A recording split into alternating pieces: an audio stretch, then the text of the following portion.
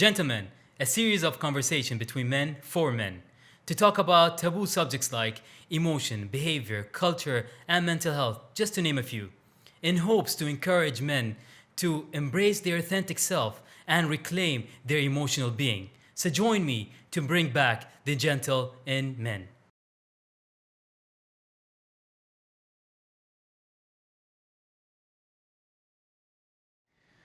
Welcome to another chapter of Gentlemen with a new guest, my brother Mohamed Isa. How are you doing today? I'm good, Hamid. It's good to be here with you. Pleasure to have you, Mohammed. Mohammed, what could I say about Mohammed? Give us a little bit about who Mohammed is. We're recording this in November now, right? So 5 years ago, I gave my resignation for a position that many people dream of. I was a chief financial officer of an investment bank, MashaAllah. commanding a very decent salary, very good perks, health insurance, life insurance, school fees, and many other things. Prestige, corner office in the Bahrain Financial Harbor. And I left all of that. And some people think I'm crazy. It's up to them to think whether I'm crazy or not. It's up to them. So this is what I did 5 years ago. Today, I can describe myself as an investor, as a board member, as an advisor, as a best-selling author, as an award-winning speaker, and The list goes on. the first certified ITMI tour director from the USA in the Middle East. So this is Mohammed. MashaAllah. Yeah, and this is what I love about this guy. He always keeps surprising me with new stuff.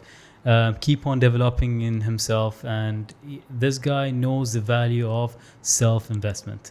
But I know Mohammed is the most risk taker that I ever met. Would you love to touch upon that? Yeah, I have a book that I haven't finished yet. It's called Walking on Thin Ice, and it's about my travel experiences around the world. But a few nights ago, I was thinking, I have been walking on thin ice all my life. I like to take risk. Back in university, I signed up with a multinational company, Unilever, 3 months before graduating. And I left Bahrain. I went to Dubai, then Jeddah, then Dubai. And I was very young at that time. And people thought, why do that? You can have many opportunities in Bahrain and just join any bank or any big consulting firm and start your life. But I viewed that as an opportunity just to stretch myself, comfort zone. Just get out from the comfort zone, because once you get out, you get extreme rewards. And some people may argue, what if you fail? So what if I fail? Failing is part of life. But I'll tell you, the biggest reward I got from that experience is when I came back to Bahrain. I joined a startup company as a chief financial officer, and I helped that company to be listed on Bahrain Stock Exchange. And when that listing happened in 2005, I was 26 years old, and I officially became the youngest CFO in the entire GCC for a public listed company. So that's what happens when you take more risk in your life. I love that you mentioned how you've seen the potential in you. And I kind of love saying that. This is something I kind of use as a metaphor for myself. I feel like I'm a whale in a goldfish bowl. That's how I see myself, and this is why I always try to expand and try to see what is it out there for me. When you said that you had a lot of people coming up to you and telling you that you're crazy and all that, why do you think that people always think whatever around you here is better for you, even though they don't see the potential out there? Yeah. I remember having a family fight with people who were elder than me, much, much elder. And I was 13. And they were all having the same conversation. It was after Eid. We just had lunch. And this is the perfect time to have a family argument. so, so they were talking about this matter. All of them, they were singing to the same tune, saying, thank God we're much better off than many people. And all of them, yeah, see, we're good. And I was only 13, the youngest person in that majlis. And I thought, yeah, maybe better off than many people, but there are so many people better than you. And there was silence in the room. Were you always a rebel? So someone asked me, what do you mean? Said, you need to look up. Don't look down. Look up. Said, do you know what happens when you look up? And I thought that was a real question. So I said, no. What happens? Said, you break your neck. Okay. Look so much up, you break your neck. And I retorted, and when you look down, you break your neck too. So, hey, you stop this. And there was a big argument, and then someone stepped in and made us quiet and just focus on drinking tea and having mat thai. So that's the problem with many people. Most people look... They put a roof. Yeah, they put a ceiling. They just look around them. Many people tell me you're very successful. I say, yeah, maybe on a certain standard, maybe in Bahrain or in the Gulf, maybe I'm successful. But when I look outside, maybe I'm not. Today, while I was driving home, I was thinking of Elon Musk. Yeah? This gentleman, he divides his time on different projects, and he's successful in all of them. And this defies one important advice you get all the time. Focus. Focus on one thing to be successful. Yeah. But this guy is not focusing, and he's successful. So there are patterns that our society put upon us, and you're supposed to accept them. I think that's the wrong approach. Do you feel like everyone comes down to the point that whatever worked for their generation or the generation before that, that's where they always imply that onto the next generation and going forward? I love this question, man. Give me. I'll tell you, this is a story from my family. We were having dinner, and I told my daughter Dana, look, you need to start researching scholarships. And she said, what's that? I said, what's that? Okay, I'll tell you what's that. How old is she? She's 13. Okay. So she said, what's that? I said, look, I'm paying money for you. When I was in school, I was in a government school, in a public school. You and your brothers, you are being indulged. You are in private schools. You are being taught English, Arabic, and French. You know, we didn't think of a French at that time. So what I want you to do is you research the different scholarships that are available within the Bahrain scholarship ecosystem, the scholarships of the Crown Prince, the Ministry of Education, Babco and Alba and other companies. He said, for what? I said, so that you study on their budget, not on my budget. And then she said, for what? She said, for you to get a degree. And she said something that I really liked, but you know, as a parent, you wouldn't crack a smile at that time. She said, I don't need a degree to make a career. And I thought, yes, yes, go for it. But you know, this is just inside me. So as you said, some people live in the past. We need to live in the present, and we need to look at the future. But yeah, I love that on multiple levels, man. That shows the role model that you are in that household, and I salute you for that. Thank you, man. And I'm sorry to say this, but eventually I was expecting an answer, because not because you don't need a degree to have a career. It's just a matter. I thought she's gonna say because she has you. Maybe, That's- maybe, That's what I was Maybe. expecting that maybe. answer. I think that brings us to a very good topic that. See, many people thought that I came from a golden spoon background. In fact, just last weekend, I contributed a chapter to a book, and I opened my heart into that chapter. And just like when you said introduce yourself to the audience, I said I'm an investor, board member, advisor, published author, award-winning speaker. But my background is very interesting. I was born in a house made in the early 50s. The house is barely 50 square meters. We had 3 rooms, one for my uncle, one for my father, one for my grandfather. And this house is made of stones and clay and, palm tree trunks. And it had so many cracks in the walls. And that was our house. And that was the beginning. So very small house, no luxury, nothing. And this is very important for people to know. Your beginning does not determine your end. You are responsible for your end. Maybe you are born poor, but that was given. That was something that you were handed. Yeah. But to stay poor all your life, that's your problem.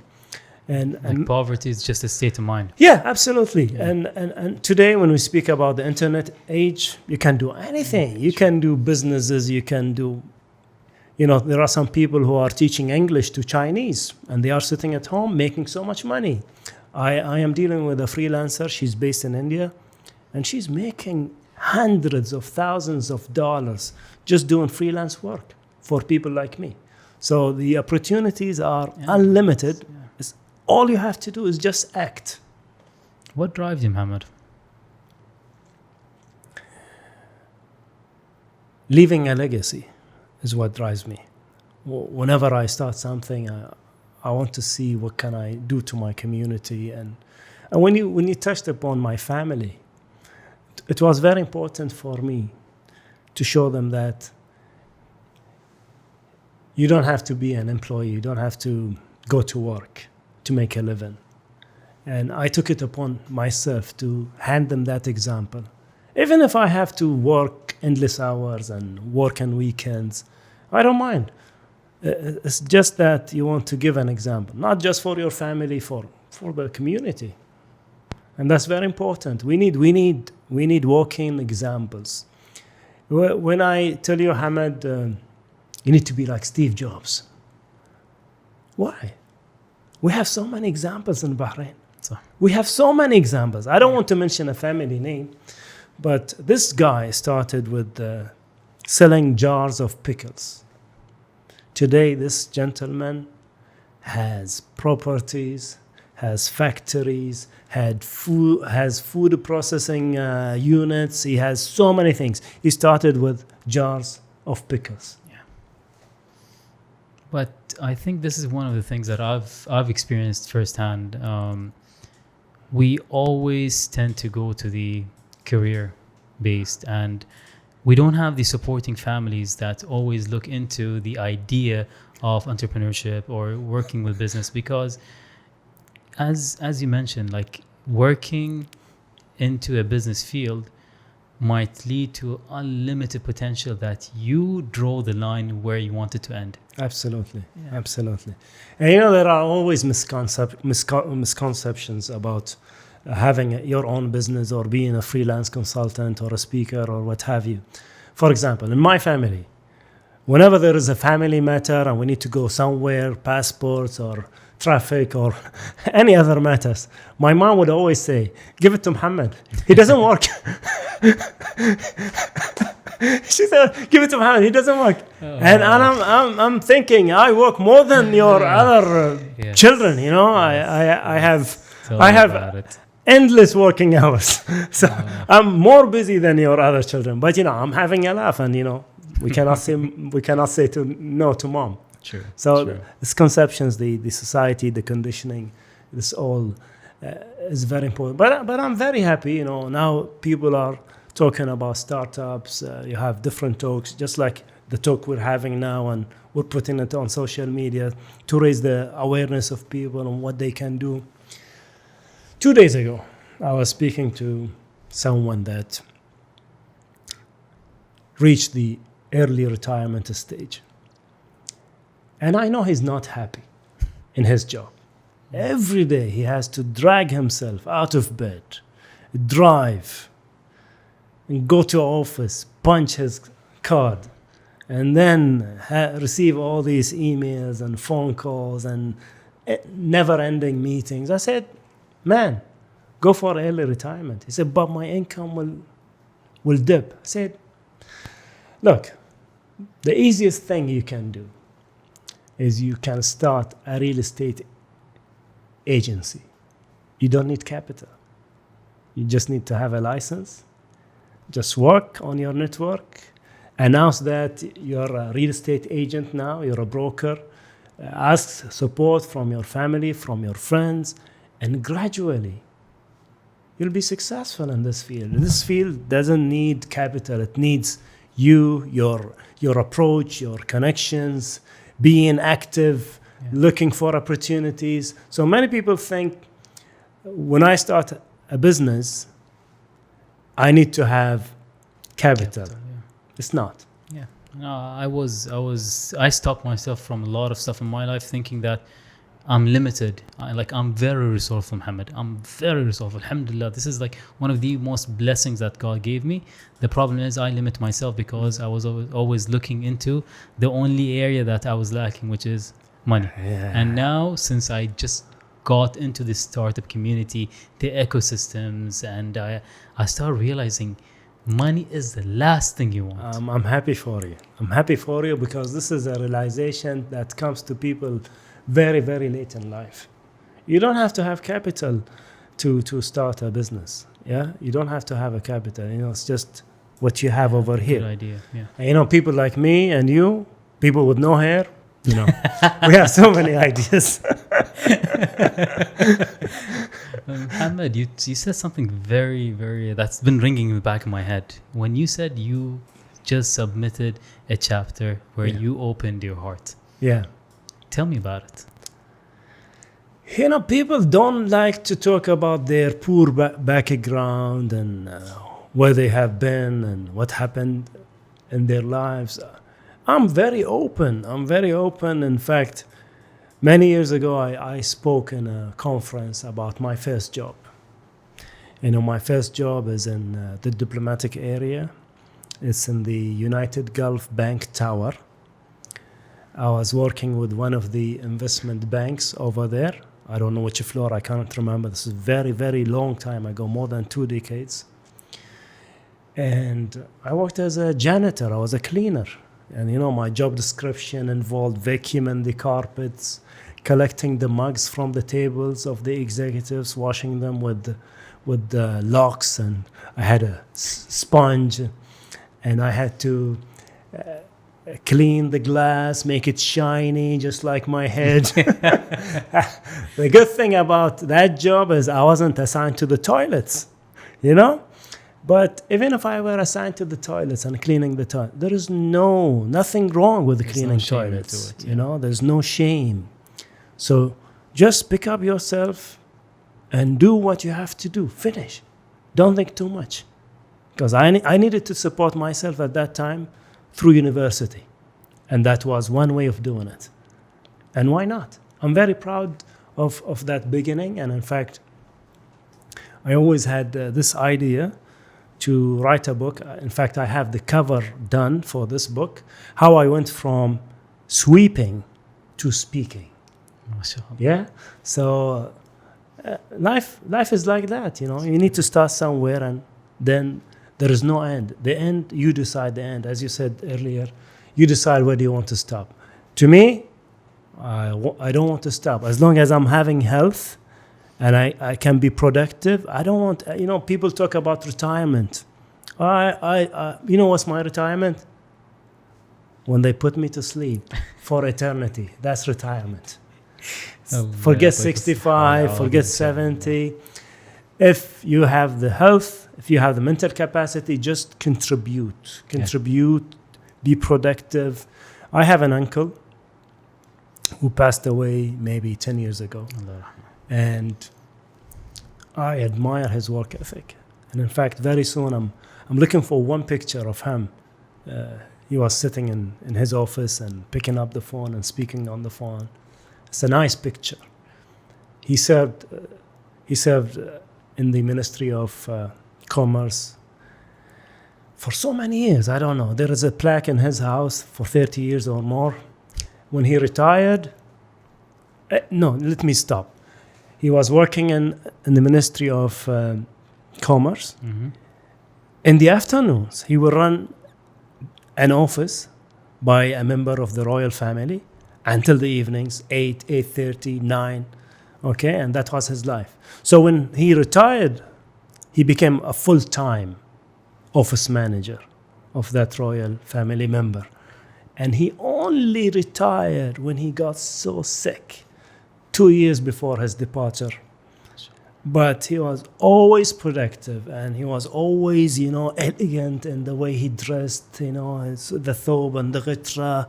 And it was amazing to see him keep going and going and going. Now you have people they just graduated from university. They worked for 5 years and said, "Oh man, this is cannot go any longer." No.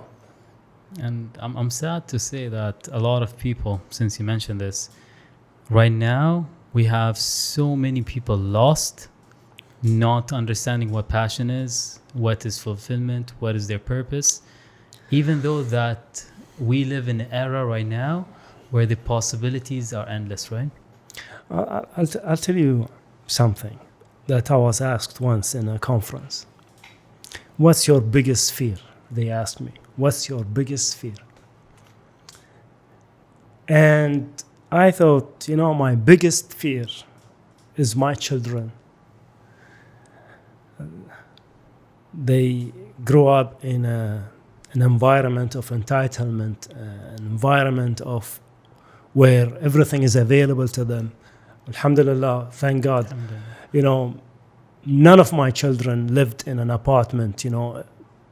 All of them, they were born in this big house with a big garden, a swimming pool.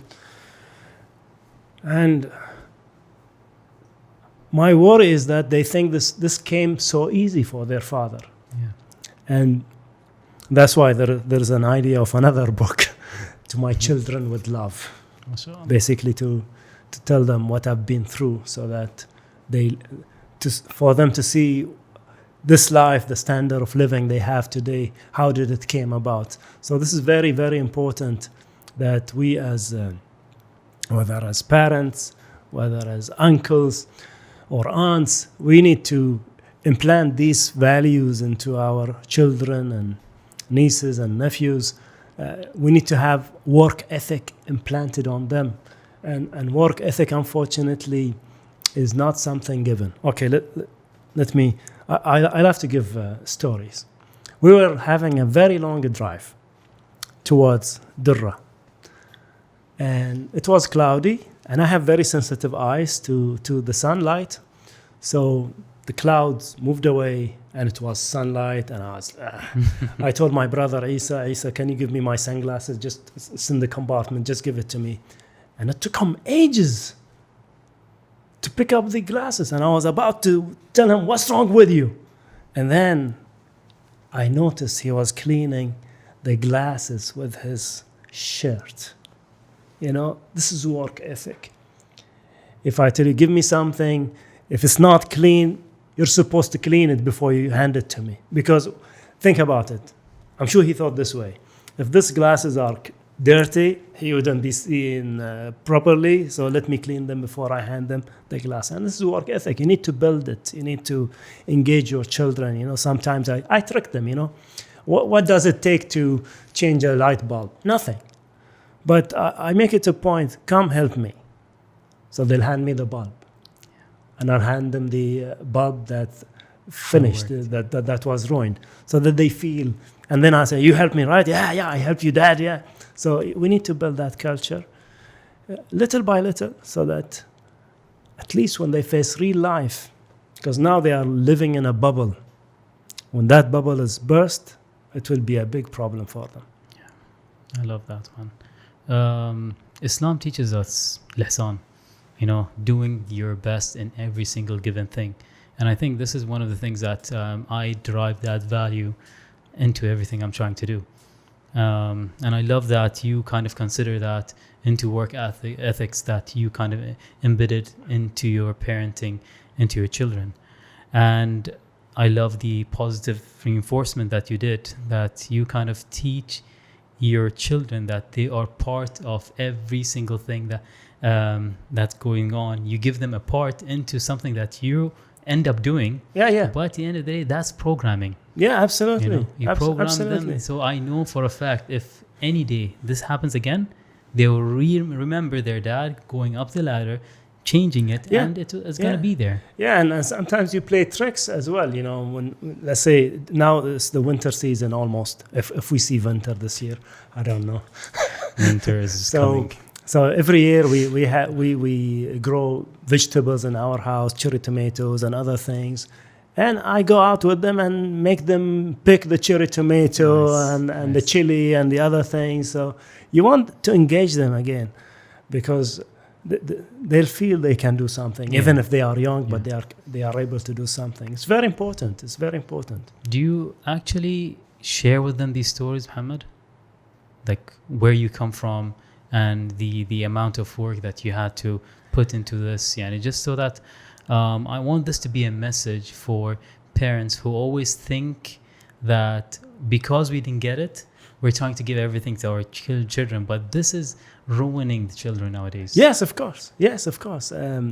We talk, but I don't go into too much details now. But eventually there'll be a time where I sit with them and show them, and in fact, in January I made a speech, and I took a picture of the remains of my grandfather's house, just to keep it with me, so one day I can show it to them, and I can say, this is where we lived.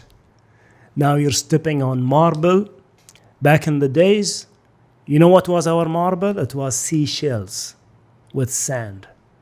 That was the marble. Okay, so it's very important. I think in our community, in our culture, we don't document things. And we need to start doing that, documenting things, so that we pass them to the younger generation. It's beautiful. For them to understand what's happening, what went on before. 2 messages, Mohammed, if you don't mind, for our audience. One, we'll start off with the parents. Your message to the parents. Don't push them so much in the schools. Don't push them so much in the schools. Some parents, they kill their children. You need to get 100%. You need to get straight A's. But life is more than straight A's and 100% or 99.95. Life is more than school. You need to teach them something beyond the school. And there are many ways you can do that. If you take them to martial art classes, they'll be teaching them about the importance of discipline, patience, and other things. So pick something up and give it to your children. Just don't focus on the schools. That was one message. The other message is spend time with them. They grow so much, so quickly. So quickly, I have Dana, Abdullah, and Ali, and they go like this, and these days you have Google Photos, and it keeps giving you memories from the past, and you say, oh my God, look at him. And time passes so quickly, and this was one of the reasons I left my job, to give them more time. And I don't know, maybe I can tell you this if we have a chance. I can strike few points with this story. I was attending a wedding, and I met a friend of mine. It was his cousin's son wedding, and he surprised me with this. Mohammed, 2 nights ago, I was speaking with my wife about you. We were discussing your case. I said, my case? What case? He said, how you left your job, and I don't know what you're doing now. Okay, I said, what do you mean? He said, no, we were thinking, because his wife knows me as well, how did he leave this job? You know, people dream of this job. How did he leave? And we came to the conclusion that you didn't think properly about it. I say, okay, let me tell you this. I have been thinking about this for a long time. And he said, no, you didn't think. So, are you me or I am myself? I don't know. You know, this is me. You don't live in my head. Yeah. So anyway, we had a long argument. And then I told him this. Okay, let me tell you something. But don't interrupt me, okay? He said, yeah, sure. I said, look, let me give you my routine now. Let me give you my routine, okay? Every day I wake up, and then I go and wake up my children. At that time, it was only Dana and Abdullah in school. So I would go and nudge them, remove the blanket, and I was playing tennis between their rooms, you know, switching on the lights, and I was giving them a tough time, just for fun, sleeping and pushing them, and eventually they'll wake up and they'll be grumpy and they'll go wash and put on their school uniform, and I'll take their bags, put them in the car, go to the school, make them wear the bags on their backs, kiss them, and then I take them inside the school and I leave. I go to my friend. We meet in a cafe. We have breakfast together. We chat about different things. And then we go to the city center. We will take 6 laps. And then he will go to one coffee shop. I'll go to one coffee shop and we'll just work. And I'll continue working until I go and pick them up from school. I go inside the school. And I wait for them. I hug them. I take their bags. I carry them, and then we go. And how's your day? And we chat till we get into the car. And if there is the ice cream truck, we buy ice cream. Or sometimes we go to the supermarket, and then we go home. We have lunch together, and then I'll stay there until 3. And then I'll go to another coffee shop. I start working, and when it's prayer time, I go home. I sit with them until lunch or until dinner. And then we sit together until we put them back to sleep, and then I'll do some more work, and that's my routine. Can you do that? I say, everything has advantage and disadvantage. I said, okay, since we reached this conclusion, please don't judge me. Don't say anything, okay? So this is one point that I wanted to drive. The other point. I need to say I'm really proud of you, man. The other point, thank you. The other point, sometimes you have a conversation with someone and then a few minutes later, why didn't say that? So when I started my car, I thought, why didn't I think of that? I could have ended that argument or conversation or whatever you want to call it, debate, with a simple argument with him. I would ask him, why did we meet tonight? Say, it's my cousin's son wedding. Say, okay, where are we now? Say, we are in his house. Okay, so we're not in a hotel. We're not in a hall, community hall. We're in the house. Why? So it's a big house. So, okay, it's a big house. Your cousin has a big house, right? Say, yeah. Said, is your cousin an employee or a businessman? And then that would have made him just convinced, because, when you're an employee, you have a limited cap on your salary. But when you're a businessman, the sky is the limit. Yeah, it's tough. In months, you don't get anything. In other months, you get so much. But that's life. So This is what you need to consider. This is the cap on the salary or unlimited revenues. And I'll tell you something. It's not about the money. If you go around and ask mature people, it's not about the money. It's having the freedom of choice. Knowing that you have options. Okay, if I want to take a holiday with my family, I can just book the tickets and leave. It's not about the money. It's about the choices. I can put my kids in this school. I can send them to this country to study. It's a choice. When we don't have money, you don't have choice. So it's not about the money. It's not about how much you own in the bank. It's what you can do with that. Yeah. And how much would you spend? I love that you mentioned that, but we always keep on saying, like, if you think you're good in what you're doing, keep on pursuing that. There are growth in that, but when it comes to being an entrepreneur, it comes with a lot of risks. Oh, yes. And there's a lot of sacrifices. Oh, yes. And it's not going to come easy. No. So you need to be patient, determined, consistency, disciplined, to be able to live a life like this. I'll tell you this. Let's have fun. Let's have more fun. These days, many people start businesses, startups, and they have business cards. They call themselves founder/CEO.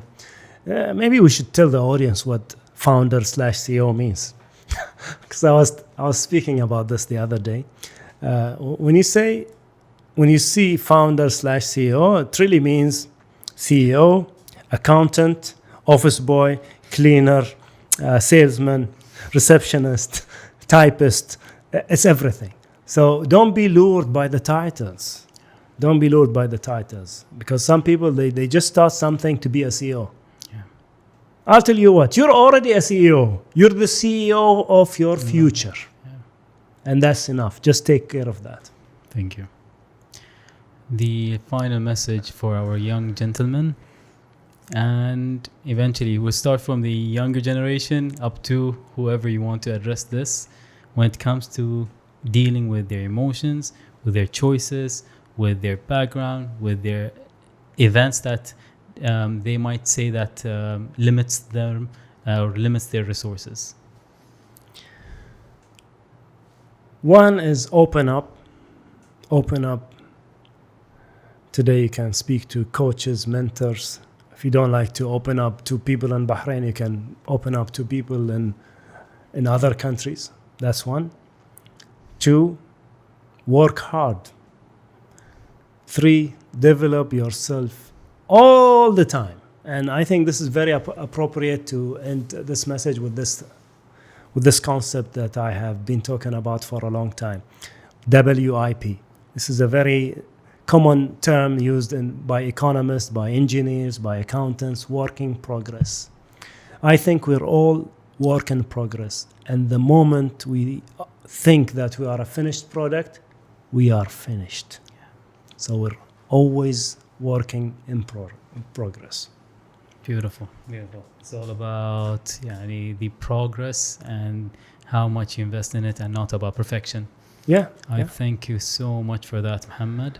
My pleasure. Where could people find you? I'm available at 3dspeaking.com. That's my main website. You can find me on Instagram, Facebook, LinkedIn, everywhere. And 3dspeaking.com is the easiest way they can find me. Well, I thank you so much, Mohammed, for being here, being as transparent as possible, being as open as possible. And I want to thank you once again. Man, we have Bluetooth together, man. This is Bluetooth, man. This is Bluetooth. That's why I'm open, man. Well, thanks. And thank you for bringing back the gentle and men. Thank you. Thanks, man. Thank you for watching. Don't forget to like, subscribe, and turn on the bell notification to get our latest work.